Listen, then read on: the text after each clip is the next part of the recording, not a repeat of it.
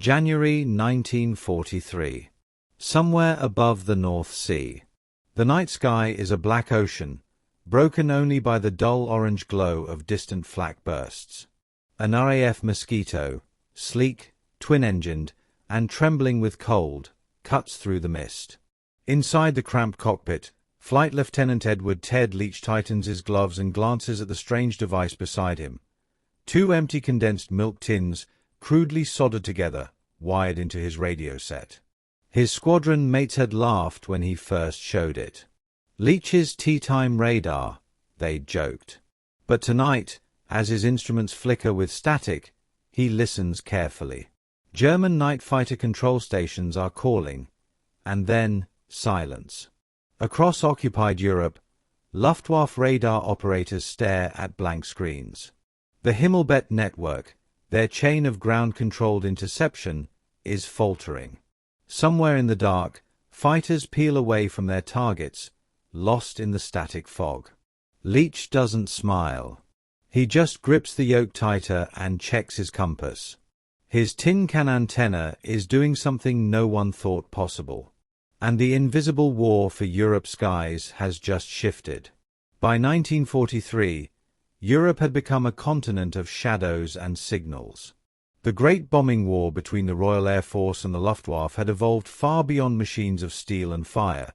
It was now a battle of beams, frequencies, and deception. In the early years of the war, radar had been Britain's miracle.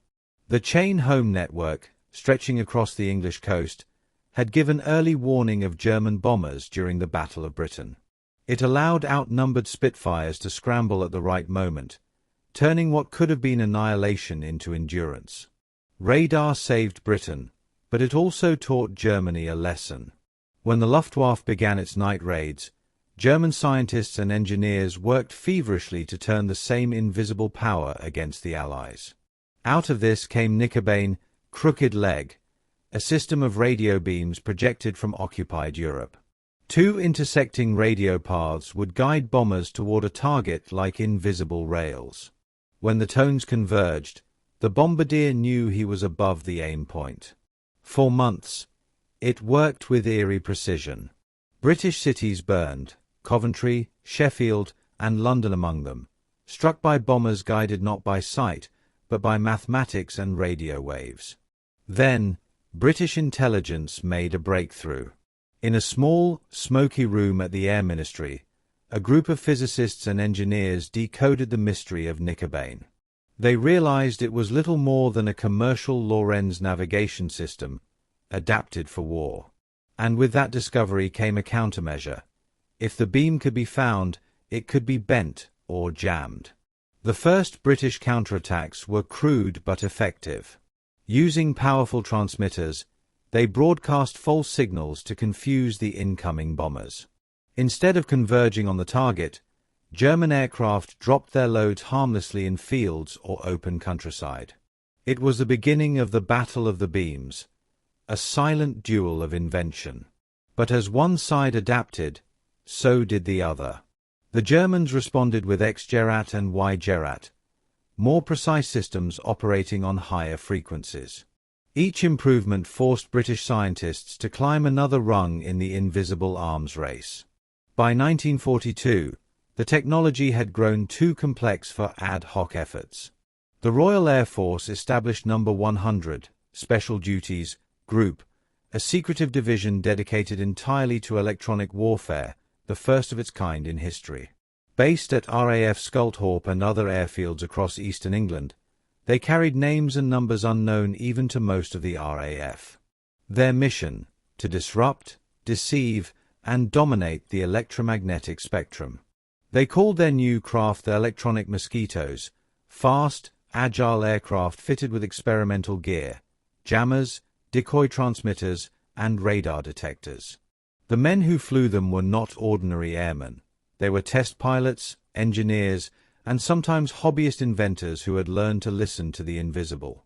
One of those men was Flight Lieutenant Edward Leach. He wasn't a scientist by training. He was a pilot, sharp-eyed, methodical, and curious. He had watched, night after night, as German fighters intercepted British bombers with uncanny accuracy. Somehow, the enemy always knew when they were coming.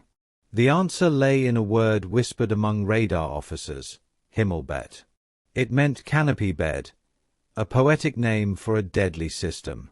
Across Europe, German radar stations operated in coordination with searchlights and night fighter control posts.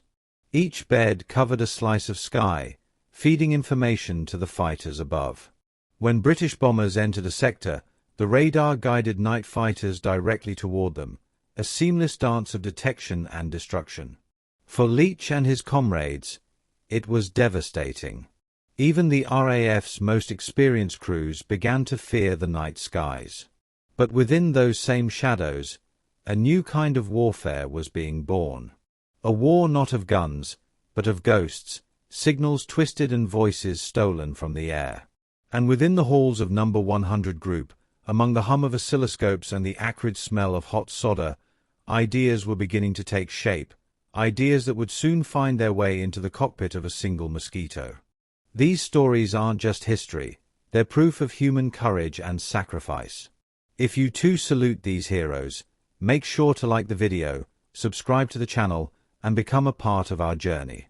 And don't forget to tell us in the comments, where in the world are you watching from? Let's continue the story. At first, electronic warfare was seen as a sideshow. Among many traditional commanders, the idea of fighting with noise seemed almost ridiculous.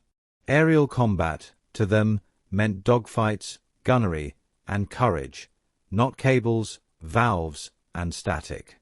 When the first jamming transmitters were fitted to aircraft, the results were inconsistent.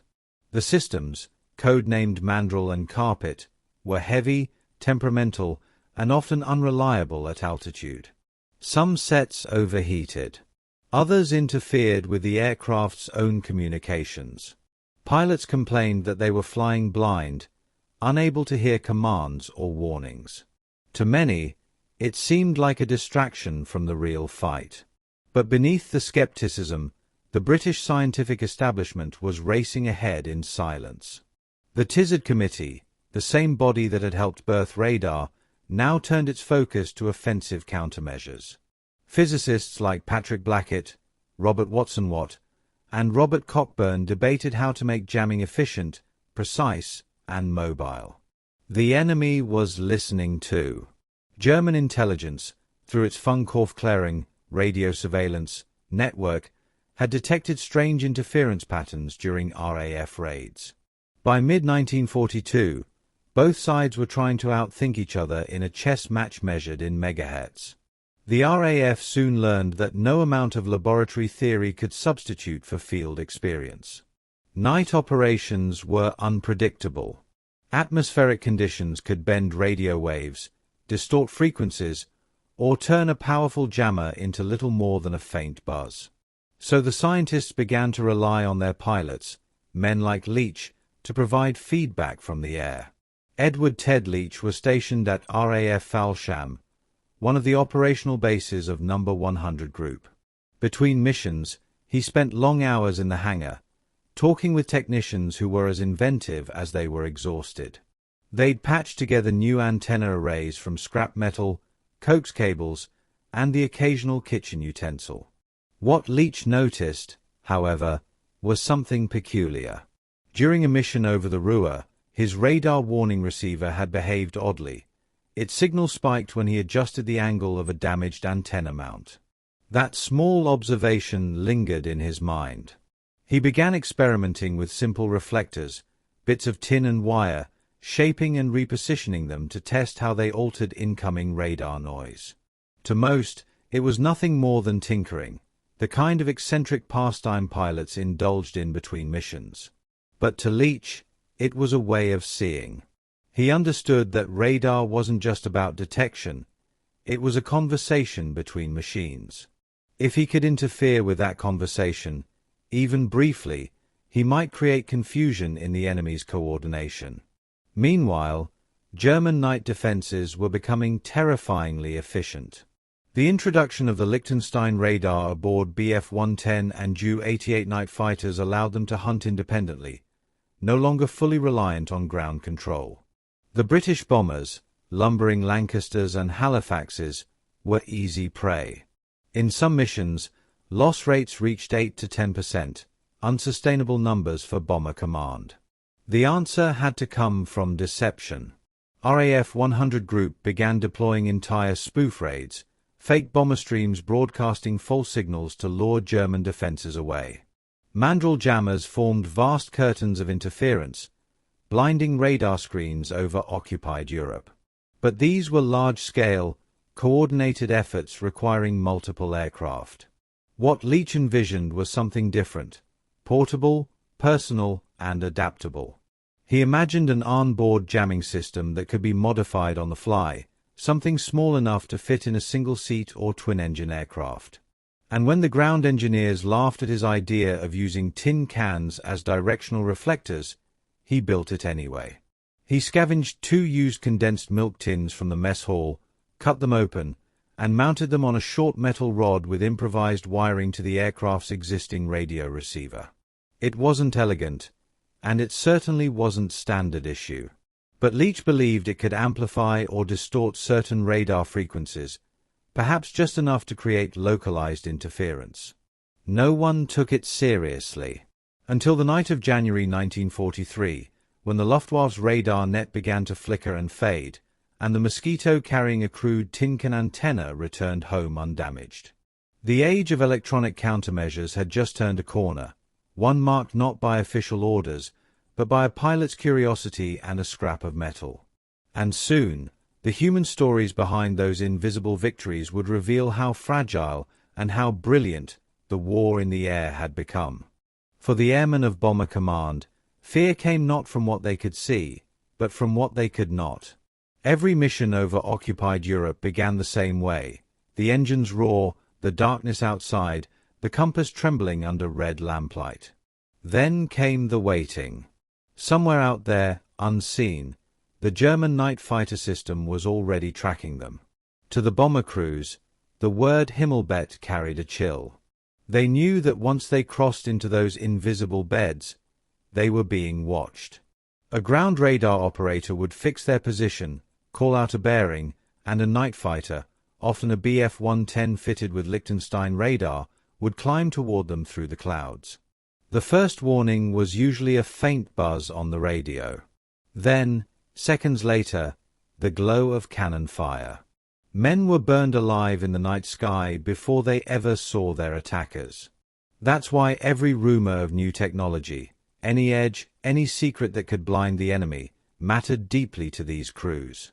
When Ted Leach began speaking of electronic camouflage, some laughed, but others listened quietly. Many had lost friends to unseen hunters. If a pilot could carry a device that made him invisible, even for a few minutes, that was hope worth clinging to. They didn't need perfect science. They needed survival. The tactical angle. By 1943, British air strategy was transforming. Air Chief Marshal Sir Arthur Harris believed in overwhelming force, massive bomber streams to saturate German defenses. The idea was simple: if hundreds of bombers flew together, radar-guided fighters couldn't intercept them all. But the Germans adapted quickly. They improved radar precision, linked control sectors, and used Gerat to guide fighters with astonishing accuracy. Each bomber stream was tracked, measured, and bled dry before reaching its target. That's when deception became doctrine. Electronic countermeasures, or ECM, were no longer experimental toys. They became weapons. Window, known today as chaff, was introduced. Thin strips of aluminum foil dropped in vast clouds, reflecting radar signals and creating phantom aircraft on screens. Mandrel was deployed, a powerful airborne jammer broadcasting wideband noise to block German early warning radars. Carpet followed, a narrowband jammer aimed at the Liechtenstein frequencies used by night fighters. These were the first systematic attempts to fight radar with radar. The RAF began training operators to understand signal behavior, interference patterns, and enemy frequencies. The electronic war was no longer a secret, it was a new front. Yet even with these innovations, the fight remained uneven. German scientists at Telefunken and Siemens were relentless. They introduced new radar variants, shifted frequencies, and developed anti-jamming filters. The technological duel was so rapid that a jammer could become obsolete in weeks. That's why improvisation mattered. While headquarters debated design protocols, men like Leach were testing ideas in real time, adapting hardware mid-mission, modifying aerials, altering power feeds. The official systems were massive and power-hungry. His tin can approach was nimble and responsive. Tactically, Leach's modification was an act of necessity. The Mosquito's wooden frame, though radar-resistant, left little room for large metal arrays.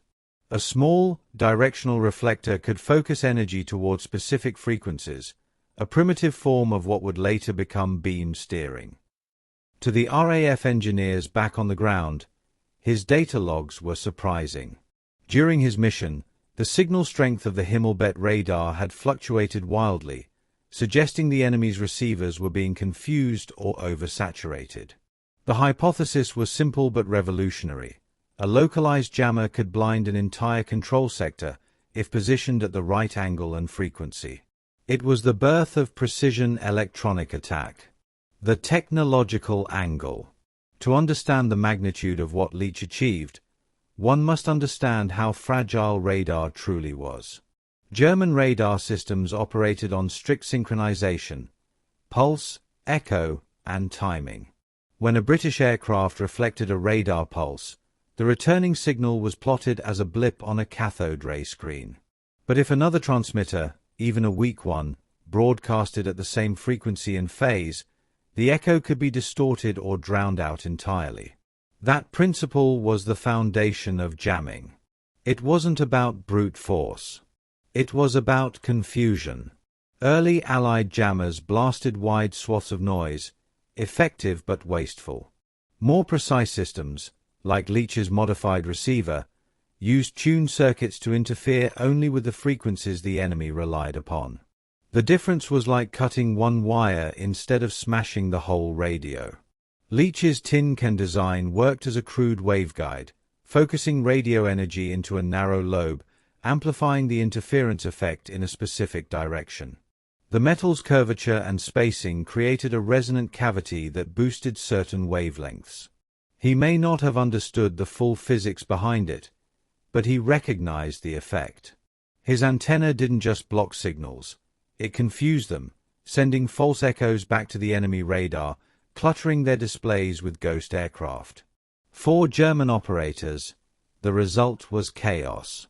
One moment, a formation appeared clear. The next, it split, multiplied, or vanished. To the night fighter crews relying on those scopes, it was as if the sky itself had turned against them. And somewhere in the darkness, a mosquito, small, fast, and untraceable, slipped home untouched. The enemy didn't know it yet, but a new dimension of warfare had just opened, one fought not with bullets, but with silence and distortion. That fragile victory in the air would soon reveal deeper truths about leadership, the enemy's response, and the moral boundaries of invisible combat. The leadership angle. At the height of the electronic war, leadership meant balancing faith in science with faith in men.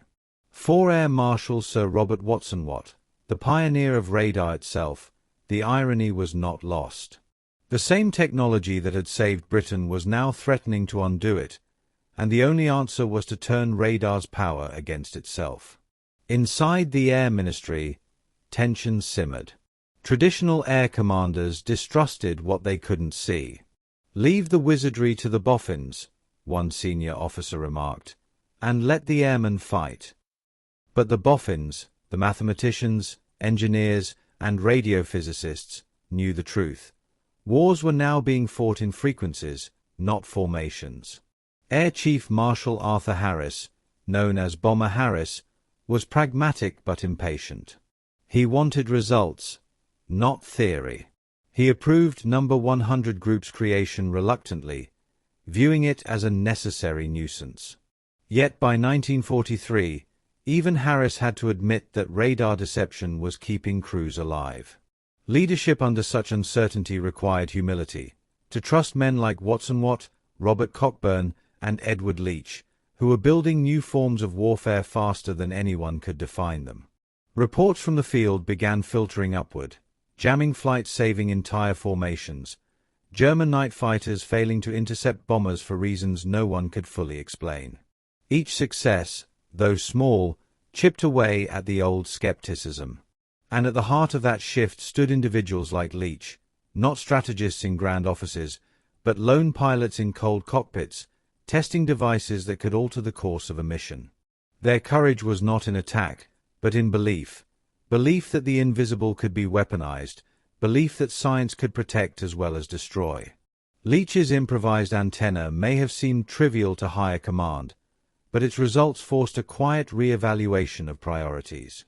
Soon, new resources flowed toward electronic warfare, and specialized research units were embedded directly within operational squadrons. Leadership, at last, had caught up with innovation. The enemy angle. On the other side of the channel, confusion reigned. The Luftwaffe's Night Fighter Corps, the elite Nachjagdgeschwader, prided itself on precision. Their success was built on discipline and coordination. From radar operator to pilot, every interception was a carefully timed performance. When the jamming began, that rhythm broke. At radar stations from D-Len to Leeuwarden, operators began reporting strange distortions. Blips would fade, split in two, or race across the screen faster than any aircraft could fly. Ground controllers shouted into their headsets, trying to direct fighters through the static. Pilots climbed into empty skies, guided toward targets that no longer existed.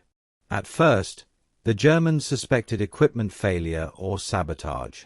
Technicians recalibrated transmitters, swapped valves, even blamed British saboteurs for tampering with supply shipments. But soon, patterns emerged. Whenever certain RAF formations approached, the interference followed.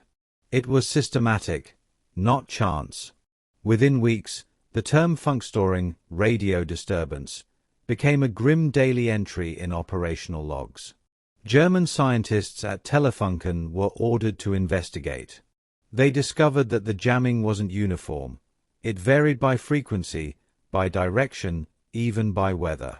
This meant the British were not simply overpowering their radars. They were adapting, tuning, learning in real time.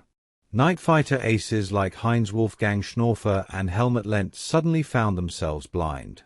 Their radar scopes, once reliable, became seas of noise.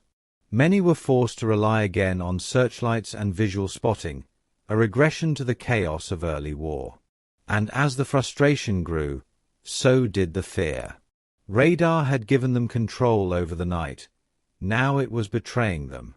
The Luftwaffe's technological confidence began to fracture. To counter the jamming, engineers introduced Naxos and Flensburg receivers, devices designed to detect the emissions of British jammers. But even those were only temporary reprieves. The British quickly altered their frequencies again, nullifying the advantage. By 1944, German radar crews referred to the British countermeasures with a single resigned phrase: Der Engländer ist überall und nirgends, the Englishman is everywhere and nowhere. The moral angle. Invisible warfare carried invisible consequences. Among some Allied scientists, there was quiet unease. Radar deception was not like dropping bombs.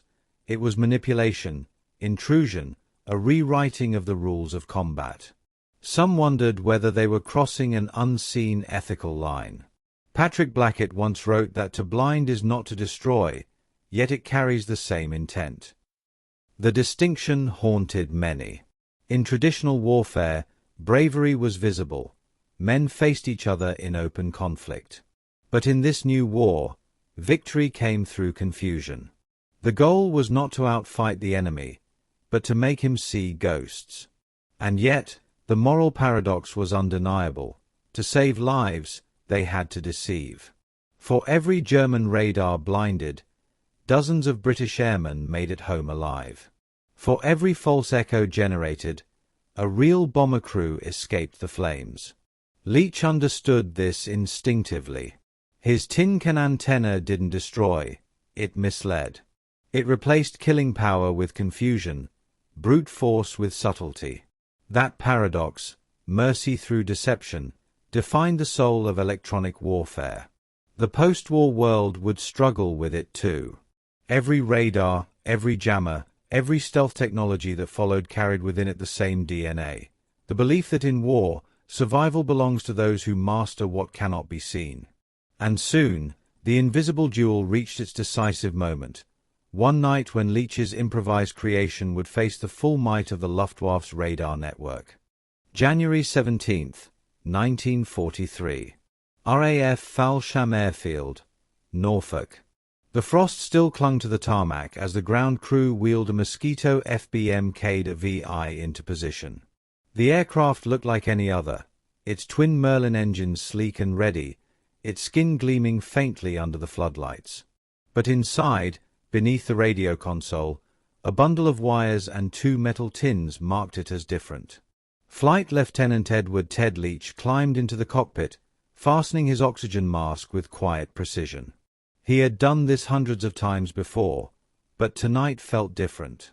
Taped beside his seat was a hand-drawn chart of frequencies, rough pencil marks, adjustments, guesses. He knew what was at stake. The mission was simple on paper: escort a formation of Halifax bombers striking industrial targets near Hanover. But in truth, Leach's orders were unorthodox. He was to test a modified Carpet 2 jamming set, using his self-built directional antenna, the tin can waveguide, to focus interference against German radar tracking stations along the flight corridor. The weather was cruel: heavy cloud over the North Sea, light snow over Bremen, and expected icing above 10,000 feet. Conditions that would normally favor the German Himmelbett network, which thrived on radar control when visibility failed. At 2013 hours, Leach's Mosquito lifted off. The engine's hum faded into the night as the runway lights dimmed behind him. As the formation crossed the Dutch coast, the Luftwaffe's early warning radars came alive. Freya stations near Texel and Ijmuiden detected the bomber stream first, a faint smear of echoes moving eastward. Within minutes, orders spread through the Nachtjagd network. Ground control rooms lit up. Radios crackled in German, Zielrichtung Nordwest, Hoch 3000 Meter. Fighters scrambled. Searchlights rotated skyward. But somewhere inside that carefully tuned web, something was wrong. At exactly 21:06 hours, operators at the Leeuwarden Control Center noticed their scope begin to flicker. Echoes blurred and doubled, as if the entire bomber formation had fractured. Then came the noise, a rising hiss that flooded the display, blanking the return entirely. They checked the transmitters. Normal. Power levels. Normal. Cables. Secure. The Himmelbett sector had gone blind. At that same moment, Leach adjusted the dial on his radio receiver. His crude antenna array was humming, literally vibrating from the energy passing through it. He could hear the faint whine of interference feeding back into his headphones. Static filled the cockpit. He switched frequencies, a small adjustment, and watched as the interference leveled out. His altimeter read 8,000 feet. Through gaps in the cloud, he could see faint flashes of flak far below, tracing the bomber's path. He felt something almost eerie, a sense that the sky had gone silent. Normally, the German night fighters would have been overhead by now. Their radar-guided interceptions were clockwork precise. But tonight, nothing. On the German side, the confusion deepened. At start, another radar post reported false returns, echoes appearing stationary or drifting against the wind. In Delen, operators swore that the bomber formation had split into 3 separate groups. One technician, later interviewed after the war, described it vividly. The picture danced. It was as if the English had multiplied. To ground controllers, it was chaos. To Leach, it was working. At 21:22, Leach received a short-coded message from his navigator, confirmation from the rearward bomber formation that fighter contact had dropped significantly. Loss reports were near zero. The Luftwaffe's response, usually rapid, had stalled completely. For the first time, an entire bomber group was flying through German-controlled airspace without interception. Leach maintained his bearing for another 10 minutes, adjusting frequencies every few minutes. He noted each change in his logbook, marking the correlation between static intensity and distance from known radar sites. The system was crude but brilliant. By shaping the interference through directional reflection, his tin cans had effectively focused a localized jamming field that blinded a 50-mile corridor of the Himmelbett network. Back in England, radio intelligence units monitoring German transmissions heard the panic. Reports came in rapid succession. Ziel verloren, kein Anzeige, bitte wiederholen. Target lost, no display, please repeat. By 10 p.m. hours, the entire Luftwaffe night fighter defense grid north of Hanover was malfunctioning. Fighter squadrons were orbiting aimlessly, fuel burning, their ground controllers screaming into the static. In the chaos, British bombers reached their targets unchallenged. Leach didn't witness the explosions himself. His task wasn't destruction, but blindness. He banked north, turning for home, as his jamming signal faded and normal reception returned. Below him, the night fighters still circled empty skies. When he landed at Falsham just after midnight, the ground crews were stunned. His Mosquito had no bullet holes, no scorch marks, not even a scratch. The bomber group he had accompanied had suffered almost no losses. In the control hut, Leach quietly handed over his logbook. The engineers stared at his crude antenna sketch, 2 tin cans, soldered end to end, fixed on a rod. One of them laughed softly, in disbelief. Then silence filled the room. They realized what they were holding. The first directed radar jammer that had ever blinded an entire German air defense sector, built from scrap metal and instinct. But the night's consequences were only beginning. The next morning, Luftwaffe intelligence ordered an emergency investigation into what they called mass interference anomalies. The invisible war had just entered a new phase, and neither side would ever see the skies the same way again. The following morning at RAF Falsham, the airfield was unusually quiet. Snow drifted across the hangars, muffling the usual clatter of tools and engines. In the intelligence office, a handful of officers crowded around a map of northern Germany. Pins marked the night's raid path, and, astonishingly, nearly every aircraft had returned. Loss rate, less than 1%. 4 Bomber Command, it was unheard of. Wing Commander John Searby, 100 Group's operations officer, stared at the reports, then at Leach's flight log. "Are you certain this is the configuration?" he asked, pointing to the crude sketch of the antenna. Leach nodded. "It's all I had." Searby looked back down at the map. "Well," he muttered, "it blinded half of northern Germany." Within hours, word spread quietly through the corridors of the Air Ministry. The Signals Intelligence Unit at Bletchley Park confirmed what Leach's onboard recording suggested. Luftwaffe radar control across multiple Himmelbett sectors had collapsed between 2122-30 hours. Reports from intercepted German transmissions spoke of ghost formations and screen failure. To the British analysts, the pattern was unmistakable. The jamming had not been random. It had followed the Mosquito's flight path precisely. What had begun as one man's improvisation had exposed a weakness in the entire German air defense system. Meanwhile, across the Channel, the Luftwaffe was in turmoil. At the Leeuwarden command post, engineers tore apart transmitter housings, checking valves and circuits. Operators swore that their scopes had been filled with flickering false targets, dozens of echoes where only a few aircraft should have appeared.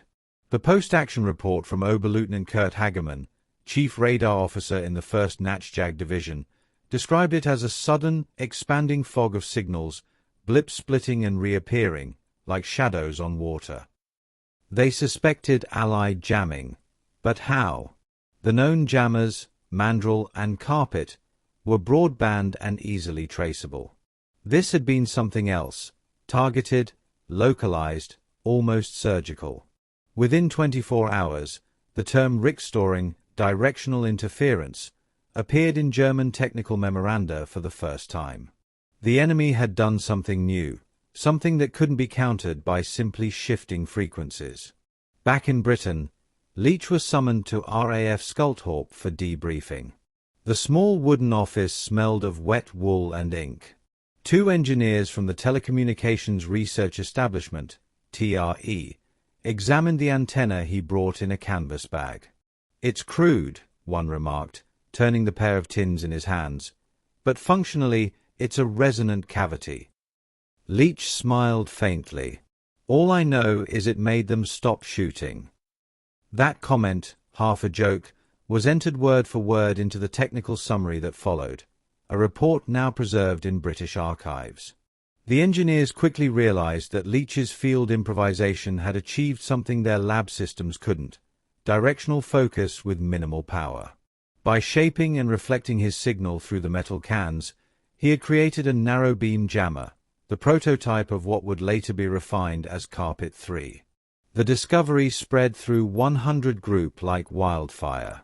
Within weeks, ground crews were experimenting with similar modifications, testing canisters, reflectors, and adjustable mounts. The results were astonishing.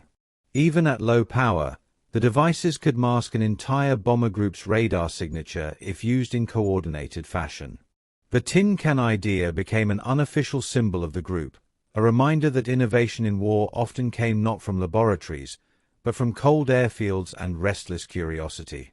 For the Luftwaffe, the psychological effect was immediate. When radar operators lose trust in their screens, their entire defense network collapses. After the Hanover raid, German night fighter pilots began reporting phantom chases, pursuit vectors that led to empty skies. Ground controllers grew hesitant, doubting their instruments. Each false contact bred more uncertainty. By February, the Nachjag deficiency rate, the percentage of RAF bombers successfully intercepted, had dropped by nearly 40%. The British were gaining control of the night. This shift wasn't just tactical, it was psychological. For years, the Luftwaffe had believed in its technological superiority, its radars, its precision, its order. Leach's experiment shattered that confidence. In an intercepted message from a German technical officer, later decoded by Allied intelligence, one line stood out. "Their jamming is no longer noise. It thinks." To the British scientists at TRE, that phrase was poetic and prophetic. The war of the airwaves had evolved beyond brute force jamming. It was now about adaptation, intelligence, and precision. That same winter, the RAF issued a quiet directive. Every Mosquito of 100 group would carry an enhanced version of Leach's design. Improvised no longer, now standardized, tested, and tuned. They called it the Type 650 directional jammer. Leach himself continued flying operational sorties, though he never sought recognition. He reportedly told a fellow pilot, "I only wanted to make the radar blink." But blink it did, across an entire continent. By spring 1943, the Luftwaffe's radar network, once the envy of Europe, was a patchwork of guesswork and panic. For every new German frequency, the RAF found a countermeasure. For every new radar variant, a new distortion followed. The balance of control over the night skies had shifted decisively. And at the center of it all was a simple truth. The war for visibility had become the war for invisibility. A single flight, a pair of tin cans, had changed everything. But victory in the electromagnetic shadows always comes with echoes. In the weeks that followed, both sides began rewriting their doctrines, each chasing the other through the spectrum. The battle had become endless, silent, unseen, but no less deadly.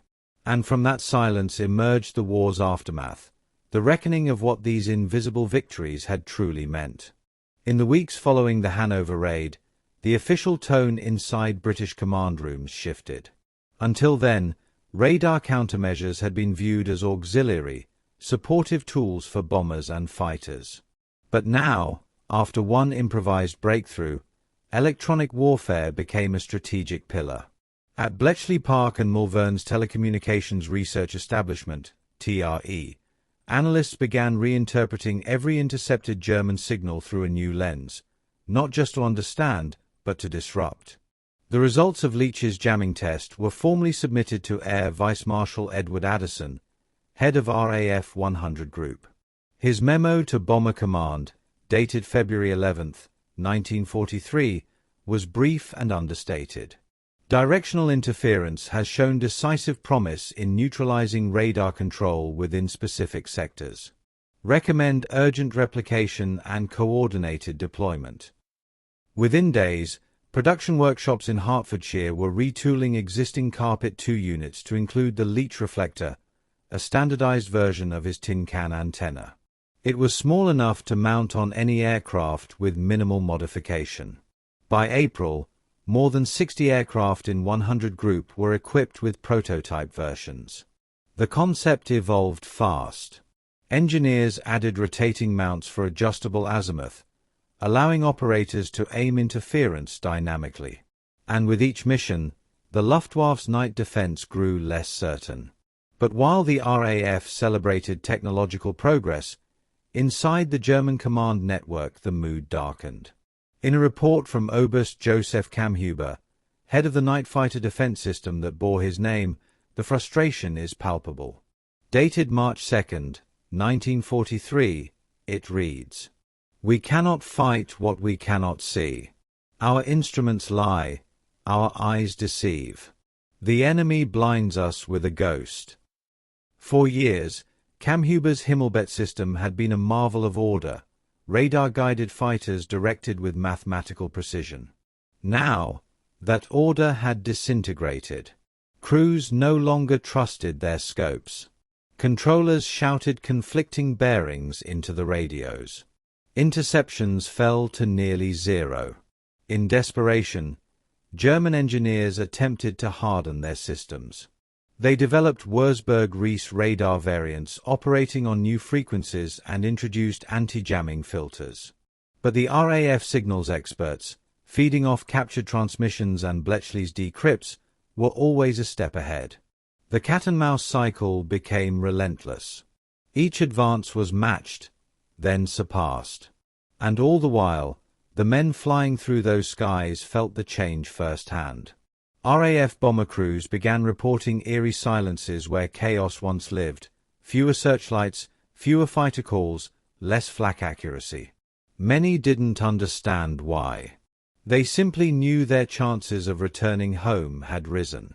The psychological effect on airmen was profound. Morale improved. The terror of night missions, once a near-certain death sentence, lessened. They called it the quiet nights. But there was irony in that quiet. For beneath it, the airwaves screamed. The Luftwaffe's radar units grew paranoid.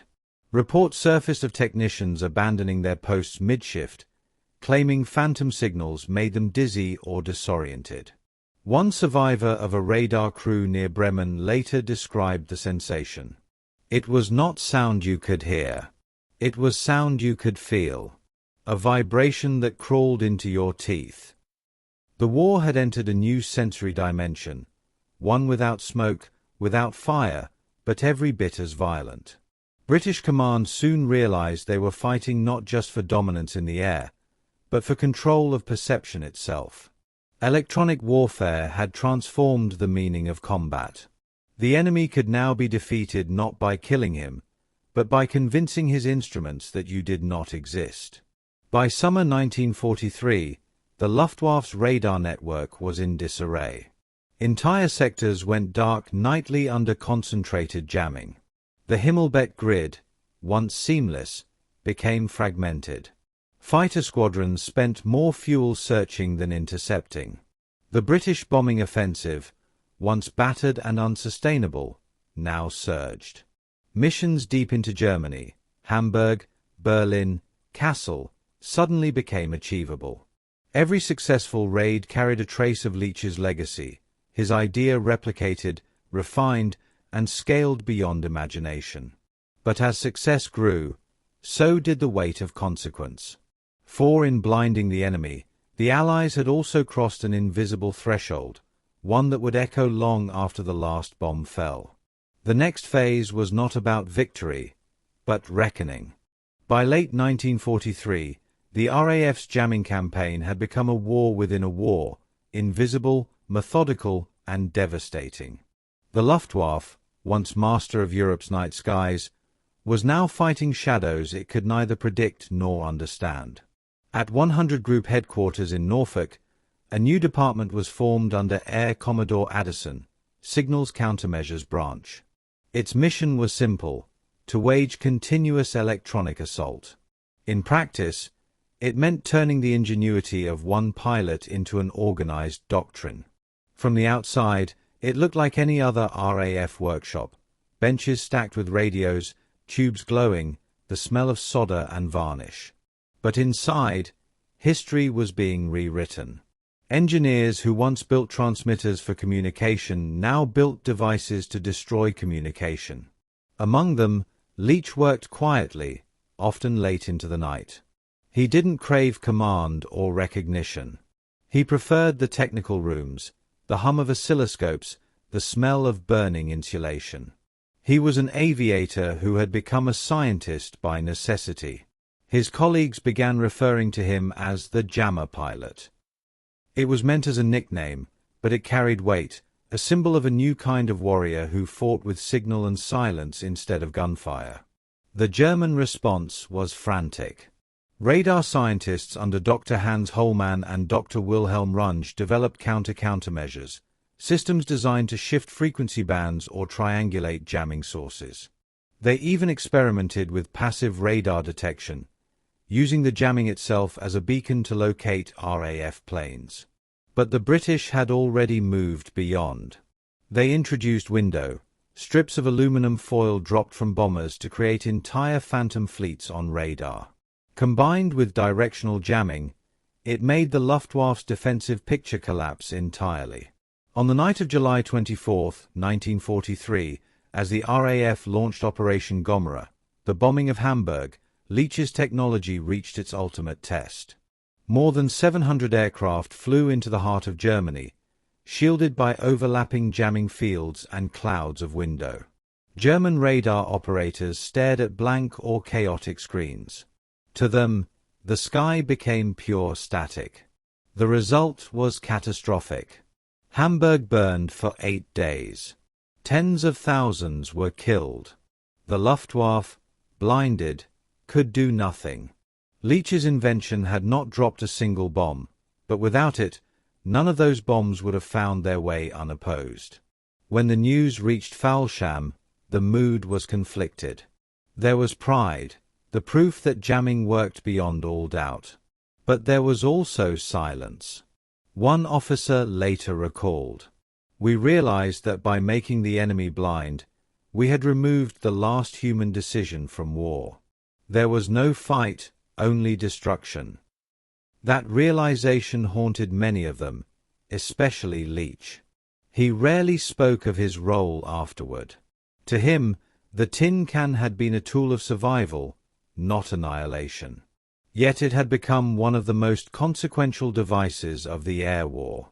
After the war, the British Air Ministry quietly declassified portions of 100 Group's records. Leach's name appeared only in technical appendices. No medals, no citations. But among radar historians and signal engineers, his contribution became legendary. They recognized what he had done. He had taken the first deliberate step into a new domain of warfare, one where power came not from weapons, but from perception itself. Meanwhile, in post-war Germany, surviving radar scientists examined the ruins of their once impenetrable defense grid. What they found horrified them. Entire networks had been rendered useless not by bombing or sabotage, but by invisible waves, signals they could neither stop nor fully comprehend at the time. Many of those engineers later worked for Allied research programs. In interviews during the late 1940s, several admitted that the psychological collapse within the Natchjagd units had been greater than the physical losses. One remarked, "It was like fighting in the dark, with your eyes open but your mind blind."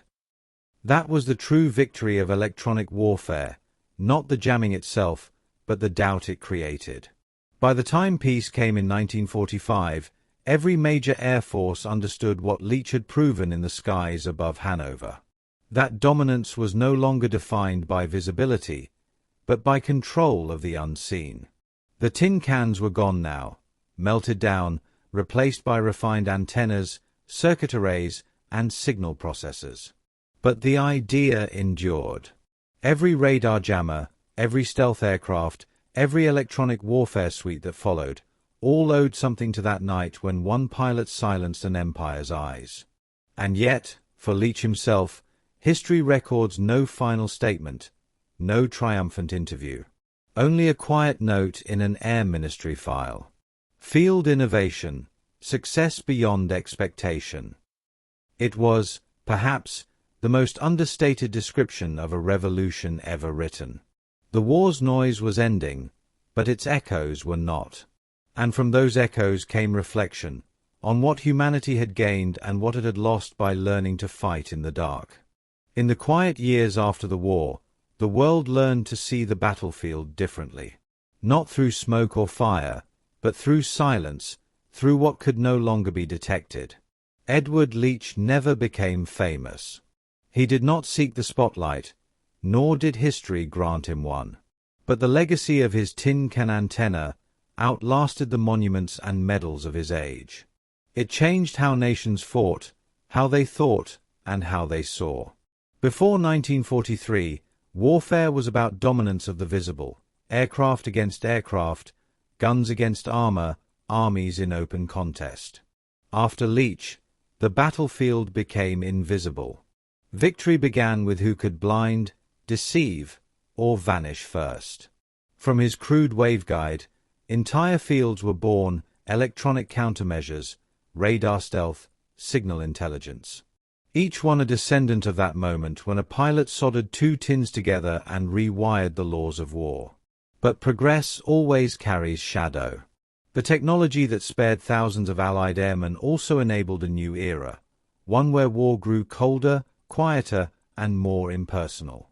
The same principles that hid bombers over Hanover would one day guide missiles through the sky, unseen until too late.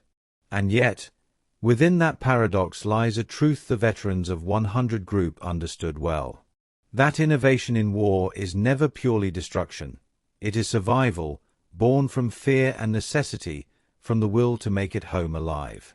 Leach's story reminds us that history's revolutions are not always loud. Sometimes they begin in silence, with one man, one idea, and a sound the world cannot hear. Today, every radar that scans the horizon, every jammer that clouds a signal, every stealth aircraft that slips unseen through the dark, carries a trace of that night in 1943. The night when a pilot's tin can antenna blinded an empire. And in doing so, he taught humanity a final lesson. That the greatest power in war is not always the weapon that strikes, but the one that makes the enemy unable to see.